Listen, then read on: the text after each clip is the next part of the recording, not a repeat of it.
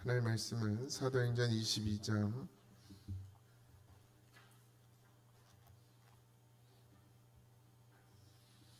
22절에서 25절입니다.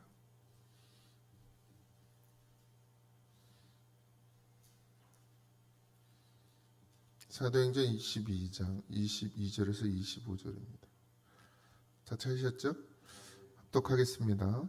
이미 말하는 것까지 그들이 듣다가 소리질러 이르되 이러한 자는 세상에 없애버리자 살려둘 자가 아니라 하여 떠들며 옷을 벗어 던지고 티끌을 공중에 날리니 천부장이 바울을 영내로 데려가라 명하고 그들이 무슨 일로 그에게 대하여 떠드는지 알고자 하여 채찍질하며 신문하라 한대 가죽줄로 바울을 매니 바울이 곁에 서 있는 백부장더러 이르되 너희가 로마 시민 된 자를 죄도 정죄하지 아니하고 채찍질할 수 있느냐 하니 네 25절까지입니다. 아멘. 지금 이제 우리가 쭉 지금까지 계속 살펴본 말씀에서 보면 이제 유대인과 바울이 계속해서 대립하는데 둘 다 하나님을 믿는다고 하는 사람들이죠. 결과적으로는 중간에 예수님이 있느냐 없느냐인데 예수님은 말씀이 육신이 되어 이 땅에 오신 분입니다. 그러니까 결국 하나님을 믿는 믿음은 말씀으로부터 시작하고 말씀이 없이는 하나님을 바로 믿을 수가 없어요. 그 말씀이 예수님이에요. 근데 둘 다 하나님을 믿는다고 하면서 서로 옳은 말을 한다고 하는데 결국 하나는 사람을 죽이는 일을 하고 하나는 사람을 살리는 일을 합니다.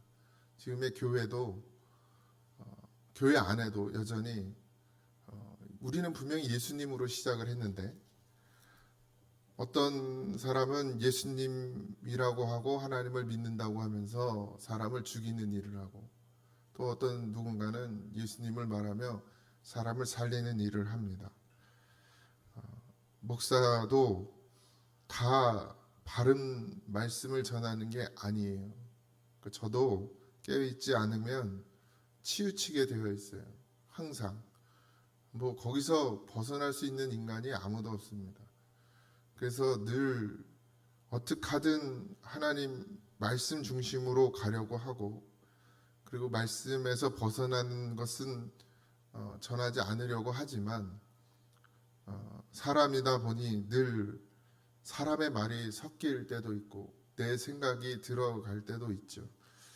그래서 참 그러지 않길 바라고 그러지 않으려고 무던히도 기도하지만 제 힘으로 다 되는 건 아니고 어쨌든 우리는 늘 하나님을 믿는다고 하면서 선택을 하게 되는데 하나님을 믿는다고 하면서 선택을 하지만 결국 바른 선택을 할 수 있는 것은 우리 안에 말씀이 살아계셔서 성령, 지혜의 영이 우리를 바른 길로 인도하고 바른 말을 할 수 있는 그러니까 진리를 말할 수 있는 그런 사람이 되는 것은 우리의 힘이 아니라 우리 안에 성령이 하시는 일이라는 것을 늘 잊지 마시기 바랍니다.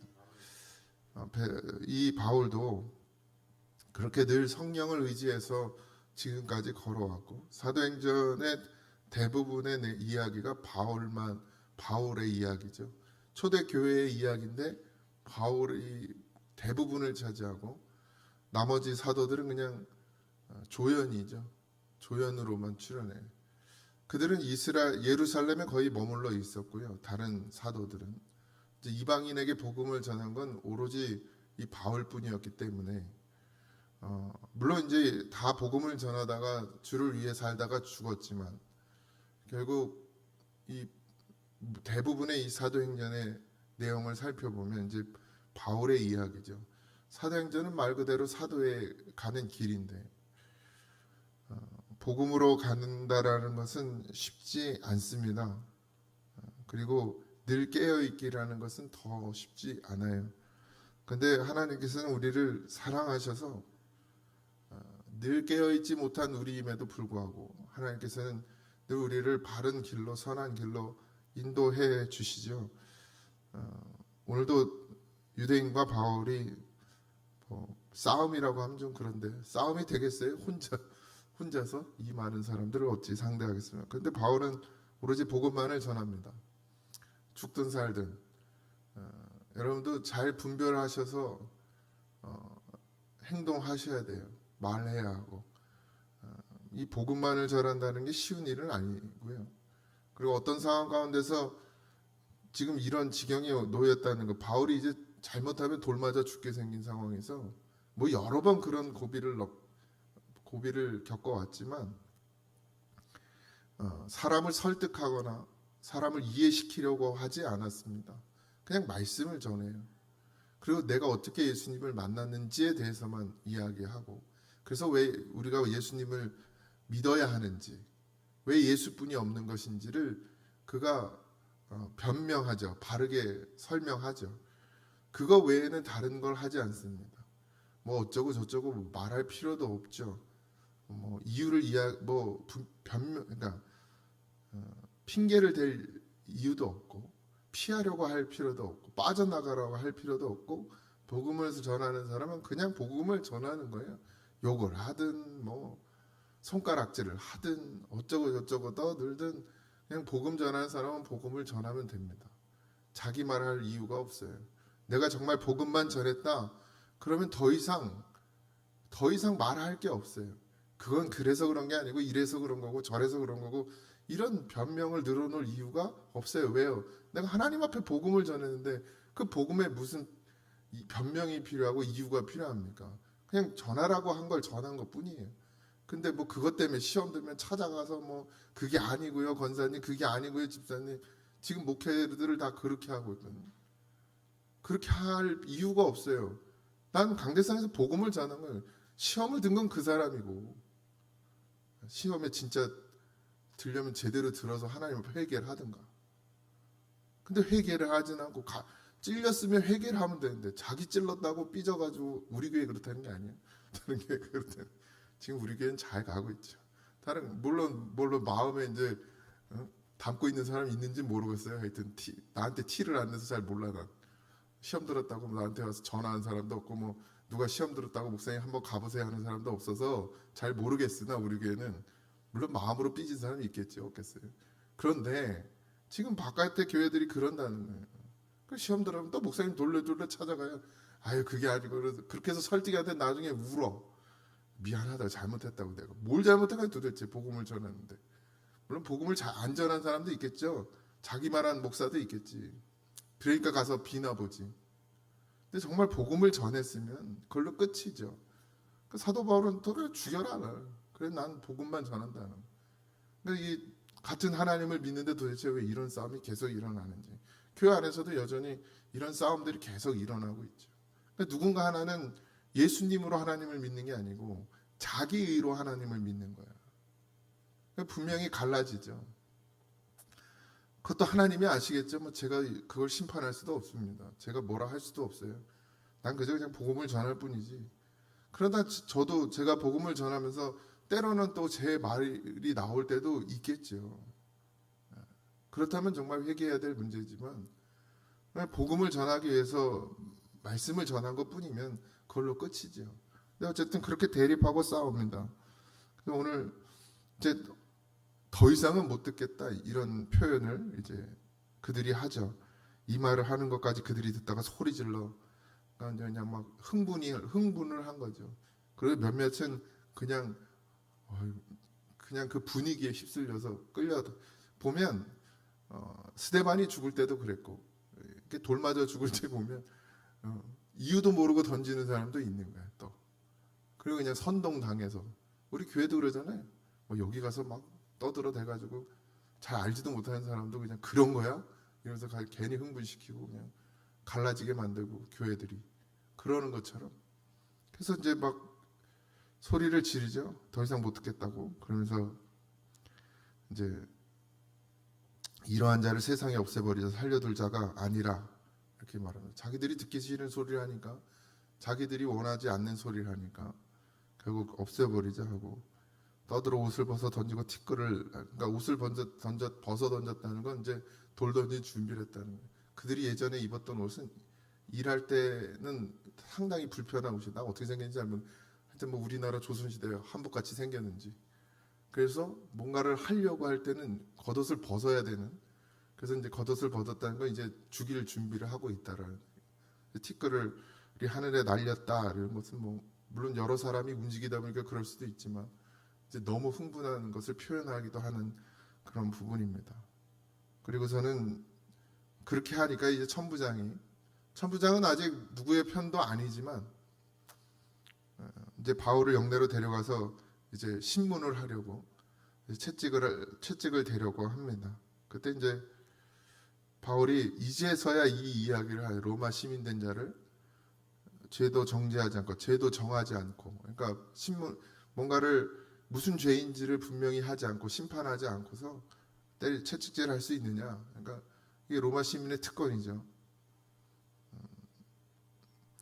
그동안 바울은 그런 일들이 많았습니다. 두들겨 맞고 막 갇히고 감옥에 갇히고 뭐 죄를 묻지도 않고 그냥 그런 경우들을 많이 당했는데도 바울이 굳이 이 타이밍에서 로마 시민권자라는 것을 이야기한 것은 바울이 그냥 이 어떤 맞는 일을 피하기 위해서가 아니라 그 상황에 맞게 하나님께서 인도해 가시기 위한, 그러니까 하나님이 이제는 그냥 단순히 여기에 예루살렘에 온 것은 이들에게 잡혀서 두들겨 맞아서 여기서 죽으라고 하신 것이 아니라 아직 더 해야 될 일이 남아 있었고, 그리고 뭐 맞아서 살리실 수도 있지만 이렇게 해서 이제 옮겨가는 거예요. 로마까지. 여기서 다 하지 않고 이제 다음에 보면 다른 이제 총독에게로 보내고 거기서 또 머물다가 결국에는 이제 하나님의 음성도 듣죠. 너로 로마로 가야 된다라고 듣지만 결국 그렇게 해서 로마까지 가게 됩니다. 우리가 무슨 상황이든 환경이든 그런 변화들에 있어서 잘 깨어 있어서 하나님의 뜻대로 따라 움직여야 하는 것이 맞습니다. 그런데 우리가 바울처럼 열심히 기도하지도 않고 우리가 바울처럼 하나님 앞에 열심히 매달리지 않으니 하나님의 뜻을 분별하기라는 것은 너무 어려운 일입니다. 그러니까 자꾸 어떻게 해요? 그냥 내가 한 일을 그냥 하나님이 원하시는 뜻이고 바라시는 뜻이기를 그냥 바랄 뿐이죠. 그러면서 그 길을 가죠. 근데 하나님들 우리를 사랑하시니까 우리가 잘못된 선택을 했을 때도 그걸 또 선한 길로 바꿔주시기도 하고 불쌍히 여겨주셔서 긍휼히 여겨주셔서 오래 참으시기도 하지만 결국 잘못된 길을 계속 반복하는 것은 결국 죽음으로 가게 되는, 결국에는 우리 끝이 좋질 않죠. 그래서 늘 깨어 있어야 하고 늘 돌이켜야 하고 늘 회개해야 하고 늘 자기를 점검하고 돌아볼 수 있는 그런 시간들이 필요합니다. 아마 새벽 기도는 그런 의미에서 아주 유익한 시간이라고 생각이 들어요. 물론 새벽 기도가 의무도 아니고 뭐 법이어서 나오는 것도 아닙니다. 뭐 새벽 기도가 하나님이 정하신 건 아니에요. 예수님이 그렇다고 맨날 새벽마다 기도하셨냐? 그것도 성경에 그렇게 나오지도 않아요. 그냥 급할 때 가서 기도를 하셨는지는 모르겠으나 날마다 새벽 미명에 기도했다는 얘기는 없어요. 근데 이제 새벽 기도를 쌓다 보니 우리 이제 선배들이죠. 뭐 다른 나라는 새벽 기도 없는 나라가 더 많으니까 우리나라는 새벽 이 문화가 어디서부터 시작된지 아시죠? 그 뒤에서 이렇게 물 떠다놓고 항상 그 이른 새벽에 뭐 그래서 그랬는지 모르겠어요. 어쨌든 새벽 기도를 쌓다 보니 이게 신앙에 많은 도움이 되고 나를 점검할 수 있고 나를 돌아볼 수 있고 또 하루를 기도로 시작할 수 있다는 게 신앙에 아주 유익되었기 때문에 새벽 기도를 계속해서 유지해 가고 있는 것입니다. 지금 이제 점점 우리나라도 새벽 기도가 없어지고 있는데 그리고 새벽 기도를 열어놔도 많이 오지도 않고 큰 교회들도 새벽 기도 해봐야 뭐 몇 명 안 앉아 있어요. 그러니까 그만큼 거의 이제 없어지고 있는 상황인데 그럼에도 불구하고 우리가 이렇게 기도해야 되는 이유는 바울처럼 하나님의 뜻을 분별할 수 있고 하나님의 뜻을 따라 살려고 몸부림치는 하나의 방법일 뿐입니다. 뭐 새벽 기도를 나오고 안 나오고가 뭐 믿음의 정도를 어떻게 뭐 말할 수는 없죠. 사실 판단할 수도 없는 문제고, 그러나 새벽에 나와 기도하고 하루를 시작하는 것이 우리에겐 큰 유익이라는 것을 잊지 마시고, 오늘도 이 새벽에 나로 살지 말고 주로 살기를, 내 생각으로 살지 않고 하나님 뜻으로 살기를 소원하고 기도하면, 하나님께서 우리를 불쌍히 여겨 주셔서 내가 이렇게 가려고 할 때도 이렇게 가게 하시고, 내가 주저앉으려고 할 때 다시 이렇게 세워주시고, 내가 바른 길 갈 수 있도록 늘 나와 함께 하시며 세미한 음성으로 인도해 주실 것을 믿고, 오늘 하루도 그런 기도가 여러분들에게서 끊어지지 않기를 소원합니다. 다시 기도하겠습니다. 하나님, 바울이 하나님을 믿는다고 하는 사람들과 늘 싸우고 대적하고 또 그들에게 살해의 위험을 당하면서까지도 복음을 전하고 예수 그리스도를 나타내고 그들에게 어떻게 하든 예수님을 심어주고 싶은 그 간절한 마음으로 아버지 바울은 늘 복음만을 전했고, 아버지 하나님 그 결과가 그리 좋지 않고 늘 자기를 죽이려고 하는 사람들 뿐이었지만, 아버지 하나님 그래도 끝까지 그 마음 잃지 않고 하나님 앞에 서서 복음을 전하는 바울의 모습처럼 우리도 변하지 않도록, 흔들리지 않도록, 아버지 하나님 주저앉지 않도록 주여 바울의 역사했던 성령께서 오늘도 우리에게 역사하여 주시옵시고, 오직 주님만, 오직 예수님만, 오직 십자가로만 살아가는 우리가 되게 하여 주옵소서. 그런 하루가 되기를 소원합니다.